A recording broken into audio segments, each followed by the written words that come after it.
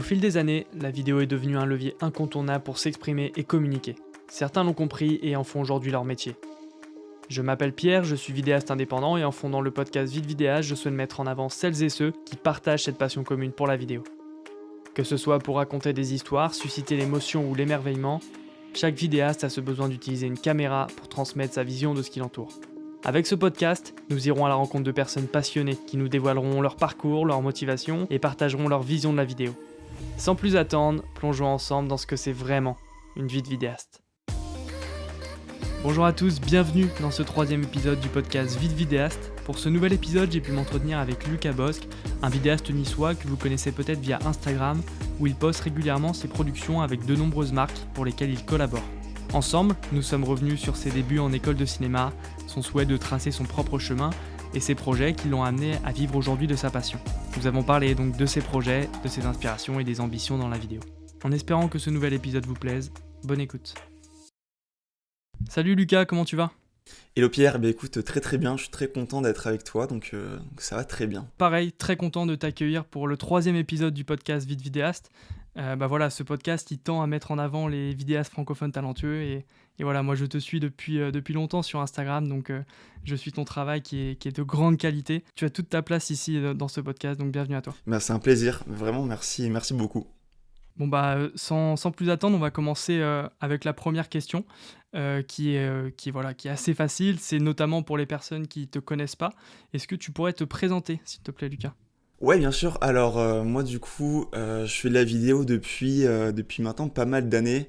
J'ai commencé même à l'époque du lycée à faire des petites vidéos. Je me filmais avec mes potes, avec mon matos que j'avais à l'époque. Et puis pour la faire courte, j'ai fait après mes études, donc après mon lycée, une école de cinéma à Nice, ça s'appelle l'ESRA. Donc c'est une école de ciné sur 3 ans qui permet en fait d'avoir du coup une sorte de bagage pour ensuite s'insérer dans le milieu du cinéma.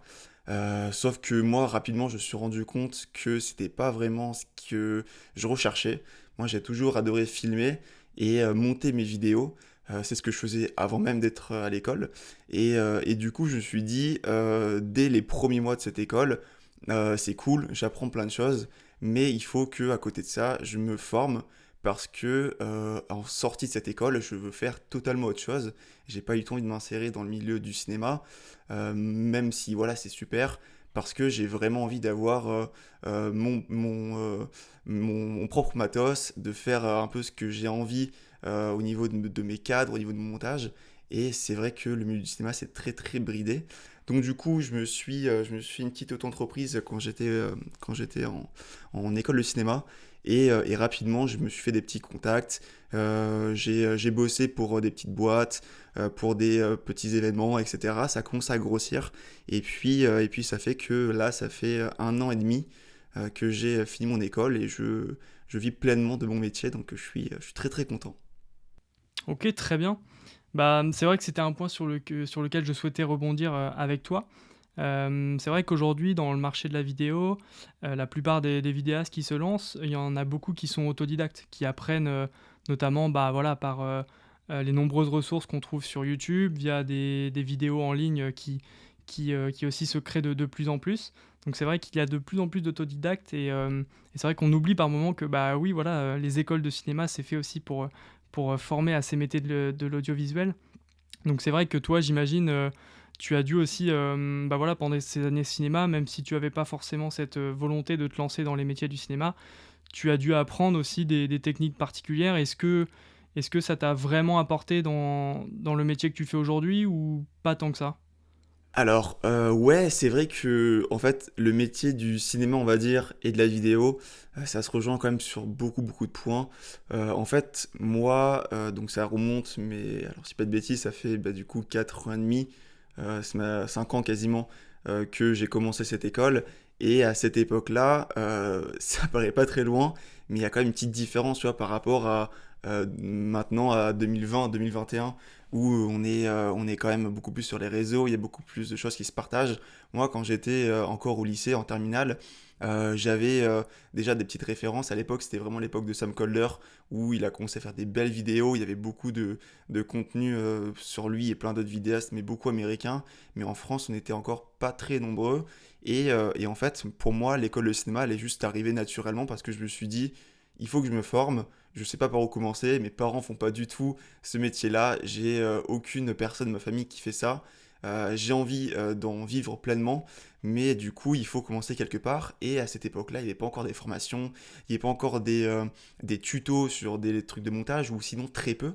Et moi, à cette époque-là, je me suis dit, il faut que je trouve une formation, euh, quelle qu'elle soit, pour en fait me former, tout simplement, et pouvoir concrétiser ce métier. Donc du coup, l'école de cinéma, moi je pense que maintenant, c'est intéressant pour les personnes qui veulent vraiment partir dans ce domaine-là, qui veulent faire des métiers qui sont vraiment dans le cinéma, mais en soi, pour des vidéastes, vraiment, donc des personnes qui filment et qui montent des vidéos avec du coup une manière de faire, etc., je pense que c'est pas vraiment nécessaire. On a assez de contenu maintenant sur les réseaux sociaux, sur YouTube, pour se former, pour apprendre des techniques, pour apprendre comment manier une caméra, comment faire du montage, comment créer une dynamique, etc. Et l'école de cinéma, elle fait que reprendre un petit peu tout ça, mais avec des codes où il faut travailler en équipe, etc. Donc ça apprend autre chose, mais je pense que très clairement, on n'est pas obligé maintenant de faire une école, et c'est même des fois pas forcément recommandé, parce que du coup on apprend plus vite par soi-même qu'avec une classe avec 30 personnes, voilà, derrière un petit bureau. Ouais, bien sûr, c'est clair. C'est clair qu'aujourd'hui, bah voilà, derrière son écran, en 15 minutes, on peut apprendre des fois plus que bah, je sais pas, je connais pas le système des écoles de cinéma, mais c'est vrai que les ressources sont tellement pertinentes maintenant sur YouTube que voilà, on peut apprendre très rapidement le métier de vidéaste. Donc toi, tu disais effectivement que il y a 4-5 ans, voilà, tu t'intéressais déjà à la vidéo. C'est quelque chose qui est venu comment? C'est toi, petit, qui faisais de la vidéo? C'est un déclic que tu as eu peut-être en voyage, en voyant quelqu'un? Tu disais que tu t'inspirais aussi de créateurs comme Sam Colder, pardon. Comment c'est venu cette envie de faire de la vidéo? Ouais, ben écoute, quand j'étais vraiment tout petit, donc vraiment les années moins de 10 ans, je vais pas te dire une année exacte, je sais plus trop, mais quand j'avais moins de 10 ans, je faisais beaucoup de dessins. Ça, par contre, c'était vraiment très très jeune. J'ai vraiment beaucoup fait de dessins, j'ai fait de l'animation, j'ai fait après du stop motion, donc des petits dessins animés quand j'étais en sixième. Je me rappelle, il y avait une petite formation en fait entre midi et deux au collège. Et du coup, j'ai commencé à faire un peu du stop motion, etc. Au début, c'était des Lego. Et puis après, ça a été avec de la pâte à modeler. Donc j'avais un petit peu ce truc où ça m'amusait en fait de créer des petites histoires, de se créer un petit univers à partir de rien du tout, hein. Des Lego, tout le monde peut en avoir. De la pâte à modeler, ben, il suffit de faire des petits bonhommes, etc. Donc j'ai commencé comme ça, et puis en fait rapidement on est vite bridé. J'avais des petits logiciels de montage avec Pivot Stick Figure, ça s'appelait à l'époque, pour faire des sortes de petites animations sur ordinateur. Mais les ordinateurs c'était pas encore très puissant. Et puis j'ai pas le dernier ordinateur, donc c'était pas très facile. Et puis en fait une caméra ça vaut pas très cher. Donc en fait à Noël je m'étais offert une. Et on m'en a offert une, pardon. Et en fait, j'ai commencé comme ça, avec des potes, à faire des petites vidéos. Au début, je filmais un peu tout et rien. C'était juste dès que je me déplaçais, dès que j'allais avec mes parents en voyage, je filmais un petit peu. J'avais des voilà, j'essayais de me faire des petits montages avec pas grand-chose. Et puis en fait, ça a commencé à prendre de plus en plus d'ampleur. En troisième, j'avais fait mon premier court-métrage, on va dire, avec mes amis. On avait fait une sorte de petite histoire, etc. Et j'avais adoré faire ça. Et je me suis dit, ben, l'an prochain, il y a une option de cinéma qui sera au lycée. C'est une option en fait facultative en plus pour apprendre un petit peu le métier du ciné, Ouais. etc. Et du coup, je me suis dit, ben, let's go, on va faire ça et on va voir où ça va mener. Et en fait, c'est vraiment à force de faire et à force d'avoir des inspirations, des potes qui t'en parlent, de manier tout ça, qu'en fait, c'est bah, je pense pour tous les vidéastes, hein, c'est super prenant. C'est vraiment un milieu où tu t'apprends constamment et tu es tout le temps dans le truc, en fait, t'es jamais rassasié. Et en fait, ben, ça a pris de plus en plus d'ampleur. Et après, voilà, le chemin, il s'est fait, comme je t'ai dit tout à l'heure, avec les études et puis après par à moi-même, quoi. Ok, parfait. Ouais, donc pour le coup, c'est quelque chose qui remonte à assez longtemps. Tu as toujours baigné Ouais, dans cet univers un peu créatif, sans forcément que ce soit la vidéo, mais via d'autres arts créatifs. Donc, ouais, j'ai eu, ça a été en fait à force de faire et je me suis jamais posé la question en me disant je vais être vidéaste et que c'était pas du tout quand j'avais 10-12 ans. Mais par contre, l'envie de faire, elle était présente et en fait, c'est à force de faire des petites choses que tu te rends compte qu'il y a d'autres personnes aussi qui peuvent être passionnées comme toi. Et du coup, ben, à l'époque de YouTube, voilà, c'est à ce tout début, il y a des petites vidéos, mais à l'époque, c'était plus des vidéos court-métrage. Donc j'ai fait un peu de court-métrage, ben, c'était à l'époque du studio Bagel pour ceux qui connaissent. C'était des petits courts-métrages faits avec des youtubeurs. Et moi, ça m'inspire énormément parce qu'il y a beaucoup de behind the scenes derrière. Donc, on voyait un peu aussi l'envers du décor, etc. Et en fait, à force, bah, c'est vrai qu'il y a eu de plus en plus de monde qui ont fait des vidéos, etc. un peu de leur côté. Et c'est vrai que c'est à force de voir des gens faire que je me suis inspiré moi-même et que ça a fait que grossir. parfait. Pour le coup, c'est une bonne transition parce que voilà, on passe du jeune Lucas qui a appris au fur et à mesure à faire de la vidéo, qui s'est inspiré des autres, au Lucas Bosque actuel qui a développé sa propre patte. Moi, c'est vrai que bah voilà, quand j'ai revu tes vidéos en préparant ce podcast, c'est quelque chose dont je me suis rendu compte assez rapidement. C'est que bah voilà, je trouve que tu as réellement une patte artistique à toi. On reconnaît facilement tes créations et tes vidéos, notamment voilà, via des teintes assez chaudes, via des transitions qui sont bien léchées, qui sont bien réalisées, des vidéos assez dynamiques, tout ça. Et justement, comment tu l'as trouvé en quelque sorte ce style un peu à toi qui te caractérise? Comment c'est venu? Est-ce que ça a mis du temps? Est-ce que voilà, tu t'es cherché un peu? Comment c'est venu tout ça? Bah déjà merci, c'est super gentil. Alors en fait c'est venu assez naturellement, je sais même pas vraiment si on peut dire qu'il y a un petit style, mais en tout cas moi j'essaye euh, de, de faire mieux on va dire à chaque fois pour essayer de se challenger soi-même. Mais en soi ouais il y a pas si longtemps que ça j'ai commencé à poster. D'ailleurs je poste pas beaucoup mais il faudrait que je poste plus, mais en tout cas voilà c'est vraiment venu à force de poster des petites vidéos sur Insta que j'ai essayé de me faire un petit format pour inspirer les gens ou pour que ça soit vu. Voilà, essayer d'avoir un format qui peut être quand même qui peut être sympa à regarder. Et du coup, pour ce qui est des transitions, comme tu disais, ben je pense à la base, c'était un petit peu genre de, j'ai commencé comme ça à faire des petites vidéos et puis je me suis rendu compte qu'en faisant un petit mouvement c'était plus sympa à regarder et ça ajoutait un petit dynamisme à la vidéo et je pense que c'est ce que les gens recherchent aussi d'avoir un truc qui les inspire, qui leur permet de passer un bon petit moment et en fait c'est vrai que ajouter des petites transitions, ajouter des petits effets etc c'est super intéressant pour agrémenter la vidéo et faire passer voilà pour que la vidéo passe bien et pour que les gens restent jusqu'au bout. Donc voilà, c'est venu un petit peu comme ça. Et après, au niveau des transitions, bah ouais, c'est à force de faire en fait des petites vidéos que au fur et à mesure, je me suis dit, ah bah comme ça, c'est cool. En faisant un petit truc circulaire, c'est sympa aussi. Visuellement, c'est joli. Et voilà. Ok. Oui, parce que après, au-delà du fait que tu postes ce type de contenu sur Instagram pour que voilà, ce soit dynamique, c'est aussi ce type de contenu que tu proposes à tes clients, j'imagine, pour les projets pro. Ouais, bah alors oui et non. En fait, j'ai commencé bien avant d'être présent sur Instagram, de proposer en tout cas du contenu et de mettre des petites vidéos, etc. sur Instagram. Bien avant ça, je travaillais déjà avec des clients, j'avais déjà un petit réseau. Et en fait, il me manquait en tout cas de l'exposition. Je mettais pas assez en avant ce que je faisais. Et du coup, je me suis dit, eh ben, je vais essayer de mettre un petit peu du contenu euh, plus perso, des choses qui sont pas forcément des projets pro, mais des petites choses en perso qui me permettent moi d'avoir aussi ce côté bah, kiffant soi-même, hein. C'est vrai que quand tu fais des projets pour des clients, bah, du coup, tu oublies presque que avant tout c'est une passion, tu vois. Donc je me suis dit, bah, il faut aussi que je fasse un peu des vidéos perso sur mon temps libre pour alimenter un petit peu mon compte.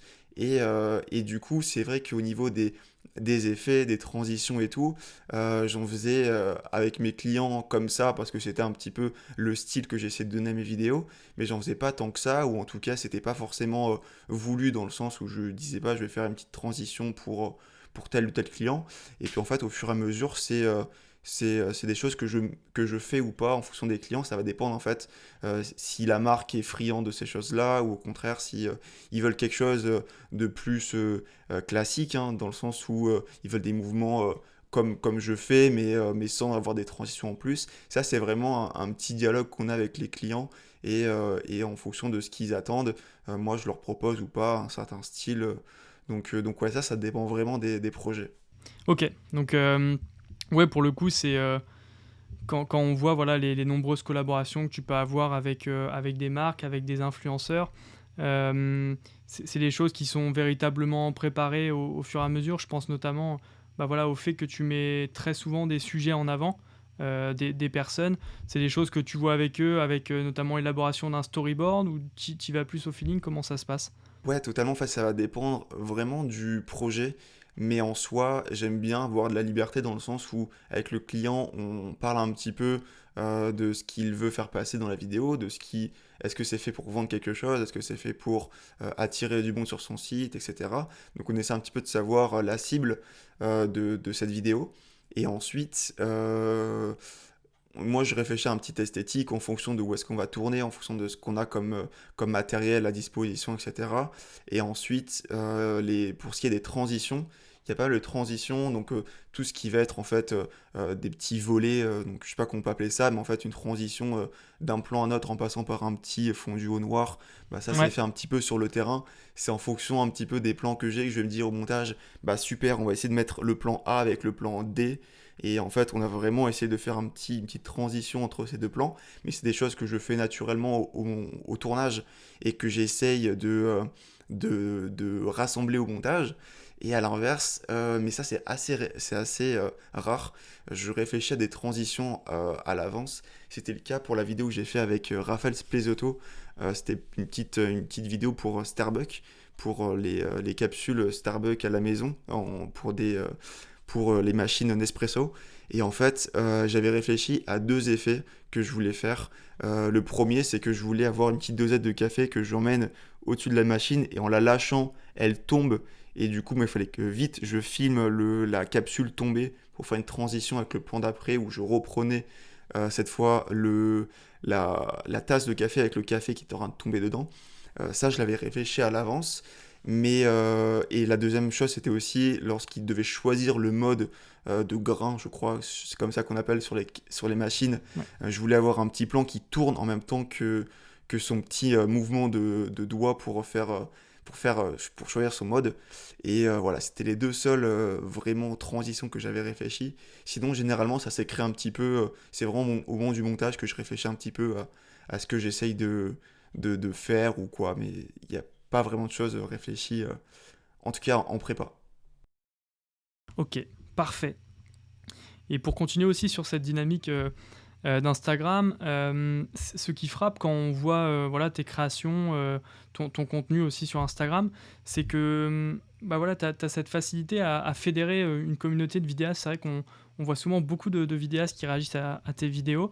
Euh, et justement, est-ce que ça ne te donne pas des idées, voilà, le fait que tu as fédéré quand même une belle communauté de vidéastes passionnés avec qui tu échanges, etc. Est-ce que ça ne te donne pas des idées par la suite pour voilà, potentiellement, je sais pas, peut-être partager plus des conseils, notamment via la création d'une chaîne YouTube ou autre, mais est-ce que tu as des envies comme ça justement pour continuer à développer cette communauté autour de la vidéo? Bah déjà, c'est vrai que c'est cool. Moi, ça fait peu de temps en fait. Au final, je crois que ça fait à peu près un an que j'essaie de mettre de temps en temps un peu de contenu sur Instagram. Et c'est génial vraiment d'avoir des retours de personnes qui, pareil, pratiquent la même passion. Donc déjà, c'est vraiment cool de parler avec des gens, même en message privé, sur avoir des conseils des choses aux gens et tout. Moi, j'adore avoir aussi ce contact très proche des gens que je suis et qui me suivent. Et du coup, pour l'instant, c'est pas vraiment le cas. En tout cas, j'ai pas vraiment réfléchi à une chaîne YouTube ou essayer de mettre plus des vidéos pour donner des conseils, etc. Même si c'est des choses que j'aimerais beaucoup. Mais ouais, je pense que pour l'instant, en tout cas, j'ai pas vraiment réfléchi à ça. Je me focus quand même pas mal encore sur des boulots pro. J'essaye encore de moi m'améliorer et puis continuer à évoluer, en tout cas, pour essayer de faire des meilleures vidéos, des meilleurs montages, etc. Et peut-être par la suite, ça sera le cas. Mais pour l'instant, à l'heure actuelle, c'est pas en tout cas dans les objectifs des prochains mois. À voir par la suite. Ok, parfait. Donc ça fait à peu près une vingtaine de minutes qu'on a commencé le podcast, donc si ça te va bien, je te propose qu'on passe à un petit jeu dont je vais te présenter les règles juste après le jingle.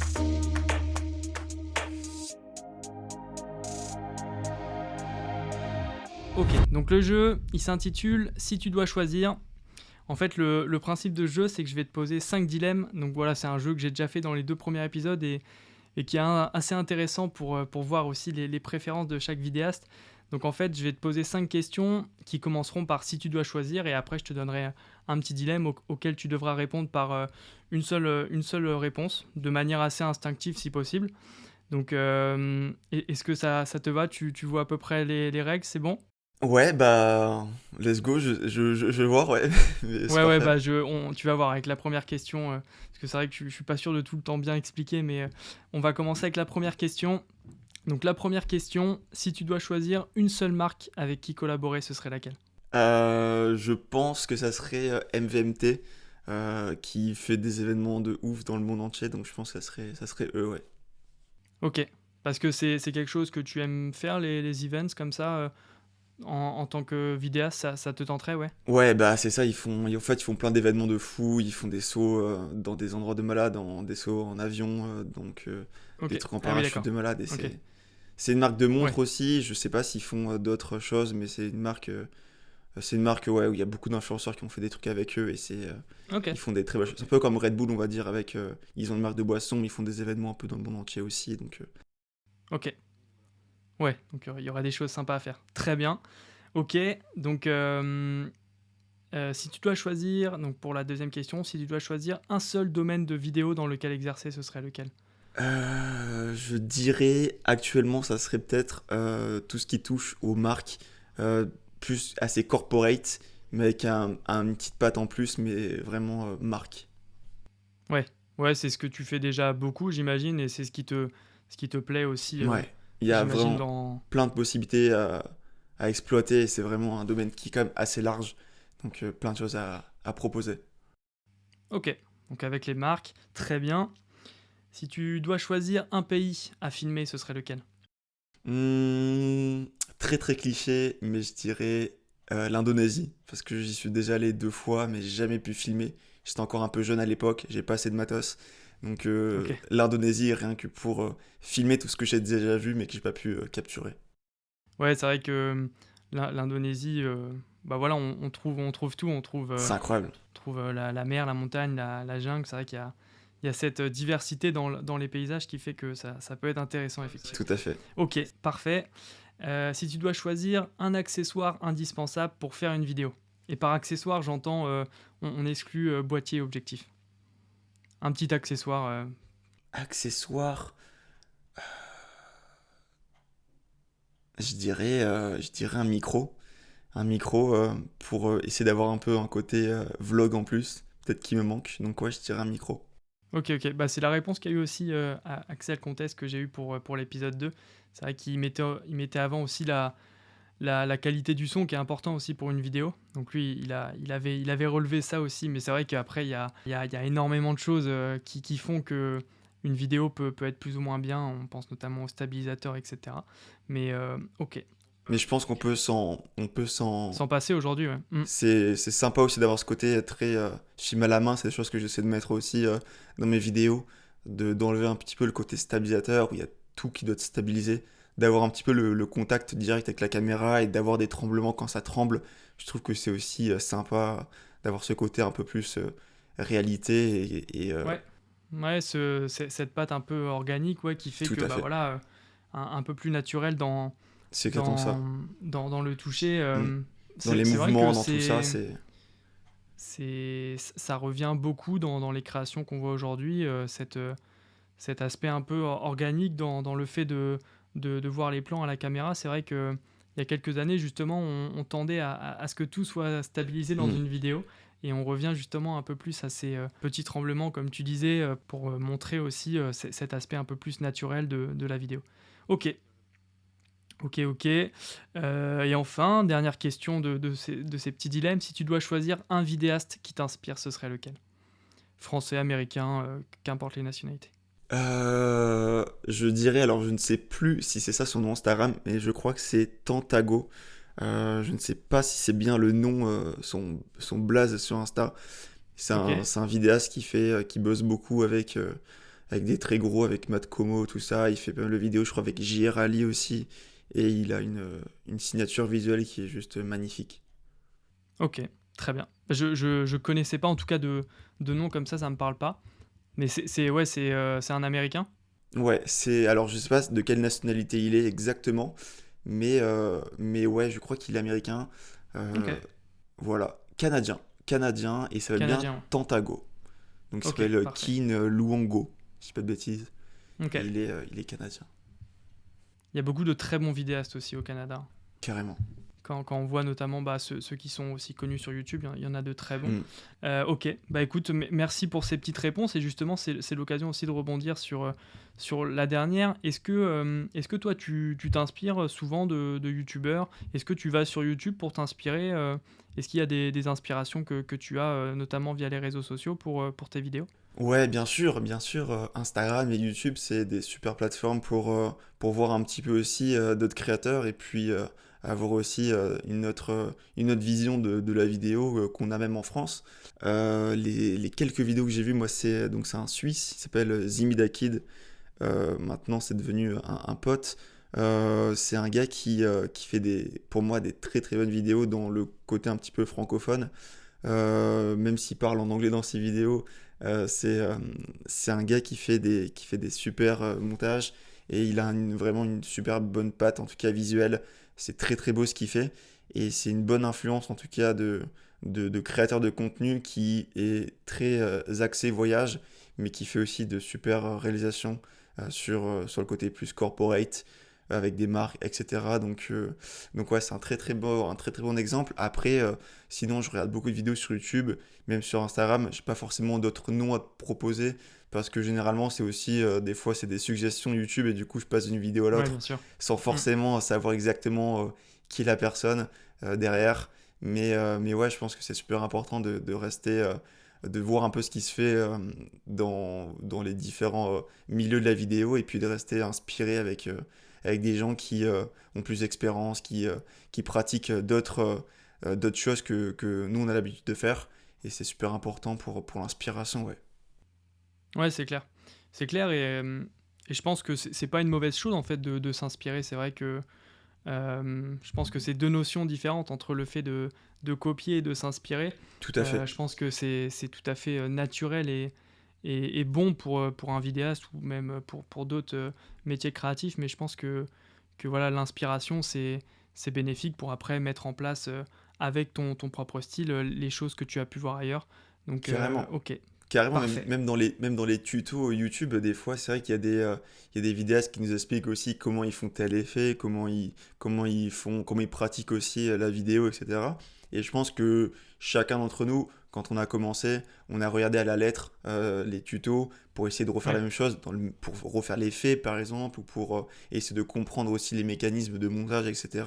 Mais je pense qu'ensuite, ce qui est important, c'est de se créer un peu son style et de pouvoir voir ce qui nous plaît, ce qui nous plaît moins. Je pense que il existe plein de styles de vidéo et après c'est important de pouvoir choisir un petit peu sa patte et vers quoi on veut tendre en vidéo, même si on peut avoir plein de domaines et bosser dans plein de domaines. C'est vrai que c'est important de se créer un petit peu un style et d'avoir un petit peu, ouais, genre un domaine dans lequel on bosse plus pour se créer, ouais, et se créer un petit univers. tout à fait. Tout à fait, exactement. Justement, toi actuellement, tu travailles beaucoup pour des marques, mais est-ce que tu as la volonté aussi de faire d'autres types de domaines de vidéos, notamment, je sais pas, le mariage, l'immobilier, les clips musicaux. Est-ce que tu as cette envie par la suite de développer aussi ta patte créative dans d'autres domaines? Alors oui, totalement. C'est vrai que sur Instagram, je poste pas mal de vidéos autour du coup des marques, avec des influenceurs, etc. Mais moi, quand j'ai commencé, j'avais plus fait des vidéos dans l'événementiel pour du coup des petites entreprises, etc. Et c'est au fur et à mesure que j'ai pu un peu plus choisir mes clients et avoir d'autres domaines d'activité. Mais je continue en fait aussi à faire des vidéos pour des entreprises, pour du sport, pour aussi de l'événementiel. Après, c'est juste que du coup, j'ai une approche différente par rapport à ça. Je peux plus choisir ce que j'ai envie de faire et ce que j'ai pas envie de faire. Là, cet été, j'avais une opportunité qui était assez cool. J'ai réalisé la vidéo de l'anniversaire de Kev Adams. Donc, c'était une expérience vraiment, vraiment Ah, trop cool. bien. Ouais, ça, c'était vraiment cool à faire. Parce que du coup, c'est une personnalité publique, donc du coup, tu vois plein d'autres mondes derrière. Il y avait tous ses potes, Big Flo, Oli, il y avait Adil Rami, Camille Lelouch. Donc c'est cool d'avoir aussi un rapport différent par rapport à la vidéo d'événementiel, où c'est pas juste filmer un mariage ou filmer une soirée privée. Là, il y avait vraiment Kev Adams, en tout cas, quand il a voulu faire cette vidéo, c'est une vidéo qui est pour lui. C'est pour ça qu'on l'a jamais postée. Moi, elle est en privé sur mon ordinateur, je peux pas la poster ni rien parce que c'est vraiment comme un mariage, c'est une vidéo de souvenir. Il veut l'utiliser lui pour se faire un kiff et pouvoir avoir un souvenir de ses 29 ans, mais c'est pas une vidéo qui a pour but d'être vue. Donc du coup, c'est vrai que c'est aussi cool de faire des vidéos un peu comme ça parce que du coup, ils ont pu se lâcher, ils ont pu profiter de leur soirée et c'est vraiment intéressant même au niveau du montage, tout ça, de faire quelque chose qui est plus dans l'émotion en tout cas qu'une vidéo qui aurait été juste pour montrer un petit peu son anniversaire. Donc c'est une vidéo qui est un peu longue, où on part un peu dans sa soirée, il y a des moments qui sont assez touchants, etc. Et voilà, c'est vrai que c'est intéressant d'avoir différents domaines d'activité, différents domaines de vidéos. Et voilà. Ok, top. Bah, justement, c'est top aussi que tu abordes ce projet-là. C'est vrai que je l'avais vu passer cet été, mais Hmm. tu avais gardé aussi ce mystère autour Ouais. de la personnalité que tu filmais. Et puis, c'est normal, contractuellement, j'imagine qu'il y avait des clauses. Mais, mais justement, comment ça s'est passé? Est-ce que c'est lui directement qui a souhaité avoir tes services? Est-ce que c'est passé par un intermédiaire, une agence de communication? Comment ça s'est fait pour toi, le fait de justement de filmer une personnalité comme ça? Alors ça déjà c'est cool, c'est vrai que j'ai quasiment jamais d'intermédiaire, voire jamais. C'est ou parce que j'ai connu quelqu'un et du coup il a voulu qu'on travaille ensemble, ou ça s'est fait par du bouche-oreille. Mais c'est vrai que je travaille pas avec un intermédiaire, ça me permet d'avoir vraiment de la liberté et pas qu'on me restreigne au niveau d'un certain style ou autre. Et du coup là pour Kev Adams, donc Kev Adams voulait une vidéo et en fait on en a mis en commun. Cet ami, il réalise des soirées un petit peu prestige pour des personnalités publiques, pour des acteurs, etc. Et il lui a dit, ben, j'ai envie d'avoir une vidéo de mon anniversaire. Donc, est-ce que tu connais des gens qui peuvent faire ça? Et du coup, cet ami m'a proposé à Kev Adams, et puis voilà, ça s'est fait comme ça. Et au final, Trop c'est vrai bien. que c'est vraiment cool. Même du coup, j'étais le seul vidéaste ce soir-là de la soirée. On n'avait pas il n'y a pas d'autres photographes ou quoi, et du coup, il n'y a pas le côté où les acteurs ou les gens de la télé ou quoi se cachent. C'était vraiment super libre, ils étaient vraiment entre potes, et c'est vraiment lors de ces moments-là, en tout cas, que tu peux vraiment capter le plus d'émotions et qui sont vraiment naturelles, quoi. Donc c'était vraiment, vraiment cool. Ouais, top. Et puis bah, c'est là que tu te rends compte aussi de la force du réseau et des relations que tu peux nouer Mm. avec les personnes, parce que c'est justement via un ami que tu peux avoir ce type de projet. Donc c'est vrai que, bah, notamment pour ceux qui peuvent se lancer et qui écouteront ce podcast, je pense que c'est des choses à pas négliger non plus le réseau Carrément, carrément. dans, dans l'influence que ça peut avoir pour la suite et dans les projets qu'on va avoir. Donc, ok, bah top pour cette petite aparté. C'est vrai que j'avais pas noté justement cette prestation, mais c'était cool aussi de revenir sur ce petit projet et sur bah, comment ça s'est fait pour toi d'en arriver là. Donc, top. Euh, Donc comme tu sais, ce podcast, il s'appelle Vite Vidéaste. Ouais. Avec ce nom-là, c'est vrai que je souhaitais vraiment, apprendre à mieux connaître les vidéastes francophones, ceux qu'on a l'habitude de voir sur les réseaux sociaux et cetera. Mais justement, voilà, ce nom vide vidéaste, il revient à connaître les habitudes, à connaître, ce qui a fait que certains vidéastes se sont lancés. Donc très clairement, comment ça se passe, la vie de vidéaste de Lucas Boss? Comment ça se passe une journée type, dans la vie de vidéaste de Lucas Boss? Est-ce que toi, tu as une journée type que tu pourrais nous raconter? Alors, pas vraiment de journée type, mais en tout cas, c'est forcément ou du montage, ou derrière des mails envoyés pour des prochains projets, ou sinon réfléchir à bah, du coup des prochaines vidéos à faire.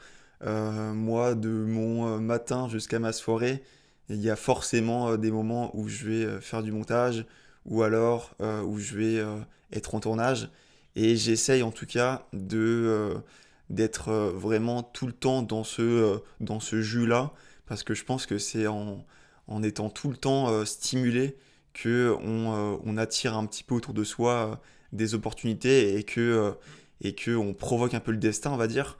Moi, depuis que j'ai commencé en tout cas à en vivre, donc en fin quasiment de ma première année d'ESRA, ma première année, comme j'ai dit tout à l'heure, d'école, j'avais déjà commencé à avoir un petit revenu et ça a commencé à bien se passer.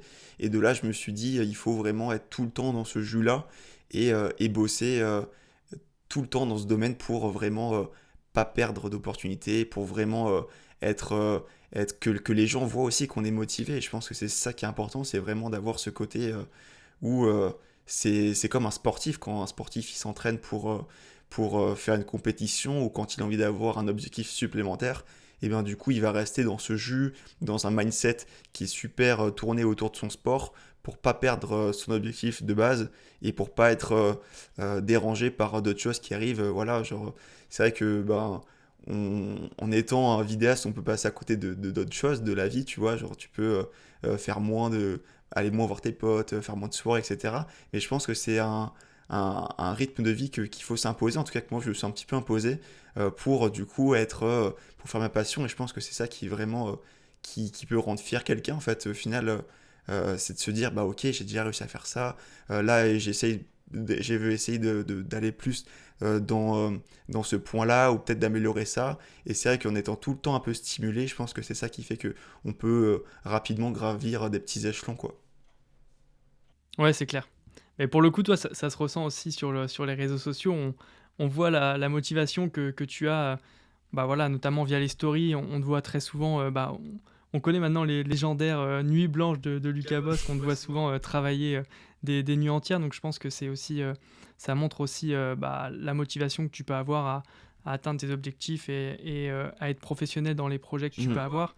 Mais effectivement, je pense que c'est aussi important. Bah voilà, pour un vidéaste qui se lance, de, bah voilà, d'être tout le temps, comme tu disais, stimulé par les projets pour que voilà, les gens puissent voir ce que tu fais, puissent être potentiellement intéressés aussi par ce que tu fais. Donc je pense que c'est toujours intéressant d'avoir des choses à proposer. Donc, ok, top. Tout à fait, tout à fait. C'est très important en tout cas, ouais. Bah ouais, ouais, c'est clair. Ok. Donc là, à l'heure où on enregistre le podcast, on est le 2 janvier. Donc d'ailleurs, bonne année à toi. Bah, bonne année aussi, merci beaucoup. Donc après, je pense qu'il sera publié peut-être fin janvier, début février. Mais c'est quoi tes objectifs, toi, en 2020? Petit arrêt sur écoute pour rectifier mon erreur. Ayant enregistré en tout début d'année, je me suis un peu emmêlé les pinceaux. Je voulais bien sûr aborder l'année 2021. Je dérange pas plus longtemps, on peut reprendre. En termes de vidéo, est-ce que tu t'es imposé des objectifs au 1er janvier de choses à réaliser comment tu vois les choses pour cette année à venir? Alors ouais, en tout cas, même le 29 décembre, non pardon, j'ai des bêtises, le 31 décembre, je sais même plus quel jour on finit le mois. Ouais, je crois que le 31 décembre, je me suis dit, je me suis écrit un petit peu des choses que j'aimerais faire en 2021. C'est pas forcément des choses qui sont que autour de la vidéo, mais c'est un peu aussi une manière de se quadriller un petit peu, de pas partir dans tous les sens, parce que c'est vrai que même pour tous les gens qui se lancent dans la vidéo, Il y a plein de choses, on a plein de questions où il faut avoir des réponses. On se demande comment on se lance, comment on trouve son matos, comment on trouve ses clients. Et je pense que c'est bien aussi de trouver vraiment une piste où partir et pas partir en toutes les directions et se faire une chose après l'autre. Et du coup, là, ouais, je me suis un petit peu. J'ai commencé un petit peu à me faire des petites listes de ce que j'aimerais réussir en 2021. Et après, au niveau de la vidéo, je me suis donné un rythme en tout cas plus important même de posts sur Instagram. J'ai envie d'être plus présent, de montrer un peu plus ce que je fais et puis d'avoir une vie pro avec même mes clients à côté encore plus intéressante, d'avoir des clients encore plus sympas et puis de continuer à être motivé et aller de l'avant là-dedans. Donc ouais, une petite liste 2021. Ok, donc 2021, beaucoup de projets, top. C'est vrai que bah voilà, sur Instagram, on te voit aussi beaucoup bah voilà, voyager pour des projets vidéo, notamment entre Nice et Paris. Pareil, pour 2021, comment tu vois les choses? Est-ce que tu souhaiterais peut-être plus te développer sur Paris, plutôt rester en Côte d'Azur? Comment ça va se passer? Alors ouais, ben moi, Paris, ça a été un heureux hasard. J'ai commencé à y bosser en début d'année dernière, donc en 2020, vers mars, avril. Et puis en fait, j'ai pu me faire des petits contacts sur place, rencontrer des nouvelles personnes. Et je pense que c'est ça qui est cool aussi dans notre métier, c'est qu'en fait, on est un petit peu tous dispersés en France. Donc au final, n'importe où on peut aller, ben, il y a toujours des vidéastes dans la ville où on se situe. Et moi, ça a été un bon rebondissement d'être allé un peu à Paris. Parce que du coup, j'ai rencontré de nouvelles personnes et j'ai pu faire des tournages dans des domaines que j'ai pas encore vraiment fait. C'est là que j'ai commencé plus à bosser avec des influenceurs, etc. Et du coup, ouais, Paris, je l'ai vu comme une sorte de nouveau tremplin, en tout cas, pour bosser avec des personnes où j'ai pas encore vraiment travaillé avant. Et du coup, là, pour 2021, je vais continuer à être sur Nice. Je vais continuer à bosser sur Nice parce que j'aime beaucoup cette ville et du coup j'ai encore beaucoup de boulot à faire ici. Mais je serai aussi présent là dès le mois de janvier sur Paris pour continuer à travailler un petit peu aussi dans la capitale. Voilà, donc je vais me prendre un appart aussi là-bas pour travailler. Puis en tout cas, au niveau des déplacements Nice-Paris, j'en ferai peut-être un petit peu moins vu que j'aurai un appartement sur Paris. Mais je trouve ça cool aussi de bouger et voilà, de pas rester forcément tout le temps au même endroit. Même je pense que pour chaque vidéo, c'est vrai que c'est cool. Alors moi, c'est pour le boulot que je me déplace, mais ça peut être aussi pour des petits voyages. C'est vrai que c'est cool même de partir un week-end dans une autre ville, prendre sa caméra, filmer un petit peu, et puis avoir des ambiances différentes de la ville dans laquelle on se situe ou dans laquelle on a grandi. C'est toujours intéressant en tout cas d'avoir des nouvelles choses à filmer, des nouvelles ambiances. Et même moi, quand je suis arrivé à Paris, ben, la ville, l'architecture, ça n'a rien à voir. Donc forcément, au niveau aussi des vidéos, ça se ressent. Au niveau du mood de la vidéo, ça se ressent. Et c'est vrai que c'est vraiment cool, en tout cas, de pouvoir un petit peu bouger et voir un petit peu ce qui se passe ailleurs pour du coup créer des nouvelles choses et puis s'inspirer autrement. Parfait. Très bien. Et effectivement, bah, comme tu disais notamment via tes objectifs 2021, toi, voilà, tu as déjà pas mal de projets, voilà, tu vas être amené à en avoir d'autres. C'est une habitude aussi que prennent certains vidéastes quand ils commencent à se développer, à avoir de plus en plus de projets. Ils s'entourent aussi d'autres vidéastes. Est-ce que toi, tu as aussi cette ambition, cette volonté à l'avenir t'entourer de d'autres personnes pour créer une sorte de petite équipe de vidéastes avec lesquels faire des projets peut-être un peu plus gros? Alors, ouais, c'est vrai que c'est vraiment cool en tout cas de bosser à plusieurs. Autant pour la partie vidéo, tournage, parce que du coup, c'est vrai que c'est cool d'avoir une petite équipe, c'est super motivant et ça permet vraiment de pouvoir un peu aller de l'avant et créer de nouvelles choses parce que du coup, ben, on a tous des univers différents, donc forcément, on va proposer des nouvelles choses en bossant à plusieurs. Et pour le montage, pareil, c'est super intéressant d'avoir le point de vue des autres, de voir un petit peu comment chacun travaille, comment chacun monte. Pour l'instant, moi, c'est vrai que je pense continuer à travailler, on va dire, tout seul, dans le sens où je vais continuer à avoir des tournages où je travaille autant pour la partie tournage que montage en solo. Par contre, c'est vrai que c'est un kiff de bosser à plusieurs. J'ai pu cette année travailler avec plusieurs personnes pour des vidéos. Ça s'est toujours super bien passé et je pense que je le ferai peut-être un peu plus souvent l'année prochaine. J'ai déjà des petits tournages qui arrivent là où on va être en petite équipe et je pense que Ok. c'est vraiment intéressant. Moi, ça me rappelle un petit peu bah, du coup mes années SRA, mes années en école de cinéma parce que on était du coup dans une petite team. À chaque fois, on était tout le temps entre 10 et 15. Donc ça fait quand même une bonne team parce que Ouais. du coup, ben, contrairement à la vidéo, quand on est au cinéma, donc juste pour faire un petit rebond là-dessus, on a forcément la personne qui va faire la perche, donc la personne qui va enregistrer le son, la personne qui va faire du coup tout le monitoring sur une petite table de mixage pour enregistrer le son, l'assistant caméra, le second, le cadreur, donc ça fait tout de suite beaucoup de monde. En vidéo, on est beaucoup moins nombreux que ça, vu que généralement la personne qui filme, et bien du coup, elle fait tout toute seule sur sa caméra. Mais le fait d'avoir une petite team, je trouve que c'est cool parce que bah, rien qu'avoir quelqu'un qui crée une lumière avec toi, une personne qui va un petit peu diriger le tournage et qui va aussi te dire lorsqu'on est dans les temps ou lorsqu'on est un petit peu à la bourre, bah, c'est cool et ça permet vraiment d'être vraiment plus speed et plus motivé, je trouve, que travailler tout seul, de pas vraiment avoir une personne qui vient régulièrement te donner un petit peps lorsque tu en as besoin. Ouais, c'est vrai. C'est vrai, et puis ouais, pour ceux qui nous écouteront, ouais, je pense que c'est intéressant de s'entourer d'autres vidéastes, d'autres créatifs, parce que voilà, chacun a sa vision, chacun a ses compétences. Et, euh, et bah, moi, personnellement, j'ai commencé à plusieurs dans la vidéo. Trop bien. On était plusieurs, et c'est vrai que c'est une bonne expérience, j'en garde une bonne expérience, parce que voilà, on mêle nos idées, et je pense que c'est beaucoup plus pertinent que bah, après, effectivement. Quand on est tout seul, parce que même en termes ouais, de concentration, de productivité, quand on est tout seul, Tout à on a fait. plus, c'est plus facile de procrastiner et de se démotiver sur Mm, certaines choses. Donc je pense que ouais, effectivement, le travail au groupe, ça peut être pertinent, notamment dans la vidéo. mm, Ok, tout à fait. très bien. Bah écoute, Lucas, ça fait maintenant 1 heure qu'on discute, c'est passé assez vite. Ce que je te propose, c'est qu'on passe à la dernière question du podcast que j'avais posée aussi dans l'épisode 2 à Axel Contest, à savoir où est-ce que tu te vois, toi, dans une dizaine d'années?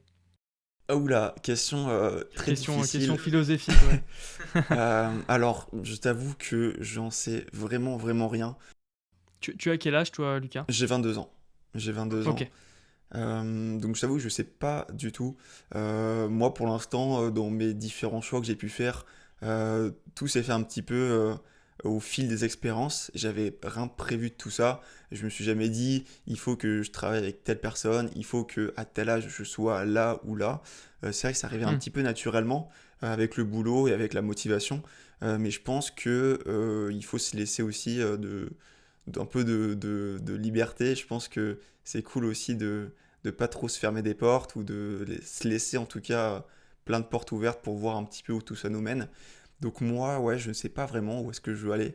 Je sais que j'ai des ambitions dans tel ou tel milieu dans lequel j'aimerais travailler, toujours dans la vidéo, mais voilà, genre peut-être avec des plus gros moyens, peut-être avec une plus grosse équipe, c'est ce qu'on disait tout à l'heure, voilà, ok.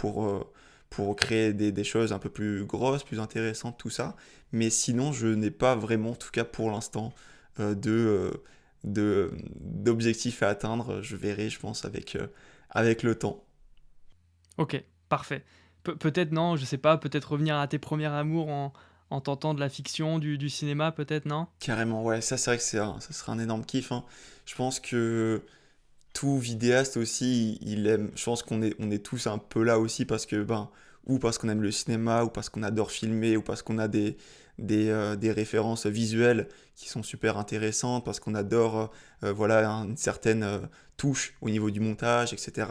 Et je pense que ouais, le cinéma c'est super intéressant parce qu'on a tous envie d'avoir des gros moyens, des gros budgets, de se faire plaisir sur une scène ou une autre sans se prendre la tête au niveau de comment on va faire ça. Et ouais, je pense que ça serait un kiff pour plein de monde, et moi y compris, quoi. Mais ouais, franchement, si ça. Rien que faire une bonne fiction ou faire un projet, même en vidéo, mais avec une grosse équipe ou avec des moyens différents de ce qu'on a actuellement, on va dire, à peu près tous les vidéastes en France, ça serait vraiment un gros kiff, un gros challenge en tout cas pour les années qui arrivent, quoi. Ok, bah écoute, sur ces bonnes paroles, je pense qu'on va terminer le podcast. Merci en tout cas d'être passé sur ce podcast, ça m'a fait très plaisir de te recevoir.